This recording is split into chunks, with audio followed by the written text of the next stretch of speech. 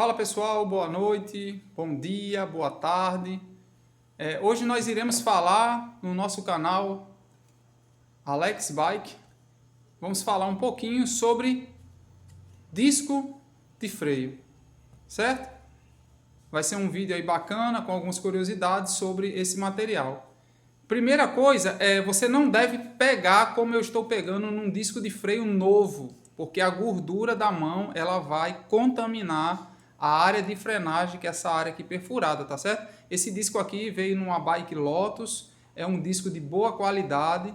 Eu vou dizer para você o tamanho e a espessura dele, tá? Então é um disco de freio já usado, tá certo? A gente vai olhar se ele tem desgaste ou não, mas o cliente optou por fazer a troca também do disco de freio, tá certo? Primeiro assunto que eu queria falar com vocês é sobre a fixação desse tipo de disco de freio, que são de 6 parafusos, certo? A fixação desse tipo de freio abre com a chave em Allen 4, certo? Parafusozinhos são uma fixação de 6 parafusos, tá bom? Esse é o freio disco para fixação de 6 parafusos, tá certo? Eu vou mostrar aqui um outro freio a disco. Esse aqui é Octalink, tá certo? Centerlock, né? A forma de fechar é Centerlock. Esse aqui é novo, é zero, então você não pega na área de frenagem, certo? O sistema de fixação no quadro, ó. Isso aqui é da Shimano, certo? Na tampa vem a indicação dos torques, ou do torque que tem que ser dado, 40 Newton, certo? Ela vem, fora a sua lâmina de rosca, ela vem com essa vedaçãozinha, que ajuda a dar o aperto final, tá? Ela é estriadazinha, tem uma chave específica para ser utilizada nela, tendo muito cuidado para que essas cavas ela não corroa, tá? Então você tem que usar a chave correta para poder fazer a fixação desse tipo de mecanismo que é chamado de Centerlock. É um disco rotor Centerlock, certo? Da Shimano. Aí, a Shimano é Shimano, né? Existe algumas especificações. Aqui ela já traz essa informação para você não pegar. Deixa eu ver se você... Para você não tocar no disco, né, na área de frenagem. Ela diz aqui a sua marca, ó, Shimano, ó, gravado, ó. Ela vai dizer aqui, deixa eu ver mais, a rotação, que sentido é a rotação, tá? Ela vai dizer também uma informação muito importante que é, ó, TH 1.5. Esse aqui é um disco de 160 milímetros, ambos são de 160, certo? E aqui a indicação de troca é de quando ele estiver com 1.5. Então vamos ver quantos milímetros está esse disco zero, né? A gente vai pegar aqui o paquímetro. Olha lá, ó. 2 milímetros, certo? Então a indicação da Shimano é que quando esse disco ele alcance aí 1,5, você já pode fazer a troca. É lógico que tem algumas situações, por exemplo, contaminação. Muitas vezes na contaminação o cliente ele pede a troca do rotor, certo? Então se o cliente está pedindo a troca, a gente orienta que pode ser feito a limpeza e a gente vai dizer qual o tipo de limpeza que a gente pode fazer no disco de freio, tá? Esse outro disco, como já falei, a fixação dele é por parafusos, certo? Ele é fixado lá com parafuso, tá bom? Vamos fazer também a medição dele, ó, 2 milímetros, tá? Então não há desgaste no seu campo de frenagem. O cliente, ele quis trocar o seu disco, tá certo? Então foi feita a troca e eu guardei esse disco exatamente para a gente poder fazer esse vídeo, tá? Então nós vimos que nós temos aqui dois tipos de disco, com dois tipos de fixação, um Centerlock e um de parafuso com 6 parafusos, tá?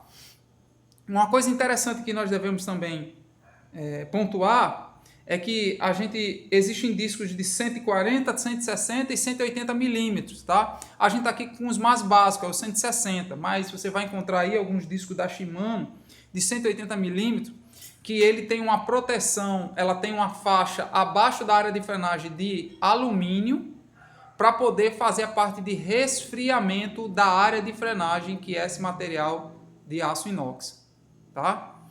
Então, é a tecnologia da Shimano, né? Você percebe que a Shimano ela tem um design bem diferente. Isso é para facilitar o resfriamento, tá? Essas perfurações na área de frenagem, isso aqui é para facilitar o resfriamento do atrito das pastilhas.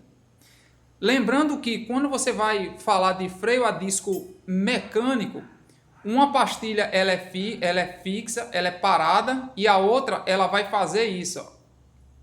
Ela vai empurrar o disco ao encontro da pastilha fixa. Tá? Então você pega um caliper de freio a disco mecânico, a sua pastilha, você olhando por detrás, a sua pastilha do lado esquerdo, a pinça, a alavancazinha da pinça movimenta e empurra o disco para ir de encontro a essa pastilha do lado direito, do lado de dentro da roda, ela está fixa. Então, há uma movimentação no material, certo? O disco ele sofre uma movimentação, tá? Então, uma leve movimentação. Tá? E esse tipo de atrito, ela vai trazendo torção e empeno ao material. Esse tipo de material, ele já foi fabricado para isso, tá certo? Ele aguenta esse procedimento de uma pastilha, empurrando ele a outra. E esse material em contato com a resina, né, da pastilha, alcança aí calor, que se você pôr a mão, você queima a sua mão. Quando você vai para um freio a disco a óleo, de qualquer marca, aí o disco de freio ele fica parado e as pinças elas se movimentam por igual, de forma igual o disco de freio, né? Então você já não tem o disco sendo movimentado. No freio a disco mecânico, a pastilha empurra a outra face do disco para a pastilha fixa. Já no freio a óleo, você tem as duas pastilhas se movimentando e encontrando o disco, tá certo?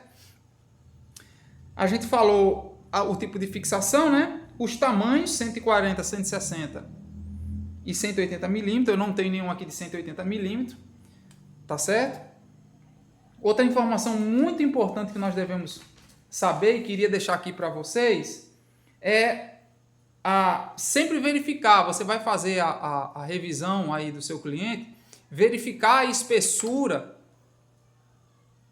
do disco, certo? E observar se na sua área de frenagem não há uma marca, né, uma demarcação, uma saliência, tá? Porque eu já peguei aqui na loja clientes que chegam com a pastilha já no ferro e aí causa uma cava entre essas duas perfurações, ó, ela cria uma linha, um arranhão, né?